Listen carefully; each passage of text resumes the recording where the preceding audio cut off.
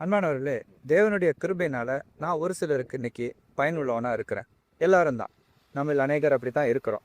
ஆனால் என்னால் கிடைக்க வேண்டிய பயன்பாடு, நன்மைகள் வர்ற நாட்கள்ல என்னால கொடுக்க முடியாம போச்சு அப்படின்னா, என்னிடத்துல அந்த காரியங்கள் இல்லாம போகுது. என்னை வச்சு மற்றவங்களுக்கு எந்த பிரயோஜனமும் இல்லை அப்படின்ற ஒரு நிலை வருமானால், இன்னைக்கு என்னோட ஐக்கியமாய் இருக்கிறவர்களில் அதிகமான சதமானம் அதிகமான பேர் என்னோட அந்த ஐக்கியத்தை தொடர மாட்டார்கள். காரணம், என்னை வைத்து அவர்களுக்கு எந்த பயனும் இருக்காது.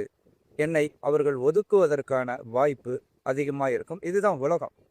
ஆனால் நானும் நீங்களும் எந்த விதத்திலும் தேவனுக்கு பயனுள்ளவர்கள் அல்ல. நாம் கெட்டு போனவர்கள். நாம் அவருக்கு சத்துருக்களாயும் பகைஞர்களாயும் இருந்தோம்.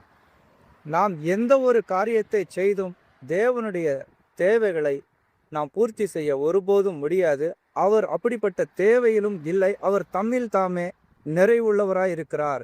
யாரோ ஒருவரிடத்துல ஒரு பணிவிடை கொண்டுதான் அவருடைய தேவை நிறைவாகணுன்ற அவசியம் அவருக்கு கிடையாது. நம்மை வச்சு எந்த பிரயோஜனமும் அவருக்கு கிடையாது. ஆனாலும் அவர் தம்முடைய சொந்த குமாரனையே நமக்காக பலியாக கொடுத்து, நாம் அவருக்கு முக்கியம் என்று அவர் நம்மை மீட்டிருக்கிறார். வேதம் சொல்லுது, கிறிஸ்து உங்களை ஏற்றுக்கொண்டது போல நீங்களும் ஒருவரை ஒருவர் ஏற்றுக்கொள்ளுங்கள். நம்மளை வச்சு எந்த ஒரு பயனும் இல்லை என்று தெரிந்தும் கிறிஸ்து தம்மையே பலியாக கொடுத்து நம்மை ஏற்றுக்கொண்டு இருக்கிறார். அதுபோல மற்றவர்களிடத்தில் நமக்கு எந்த ஒரு நன்மையும் இல்லாவிட்டாலும் கிறிஸ்துவை போல அவருடைய அன்பை உடையவர்களாய் நாம் பிறரை ஏற்றுக்கொள்ள வேண்டும் என்பது கிறிஸ்தவ வாழ்க்கையின் மிக முக்கியமான ஒரு அங்கமாக இருக்கிறது.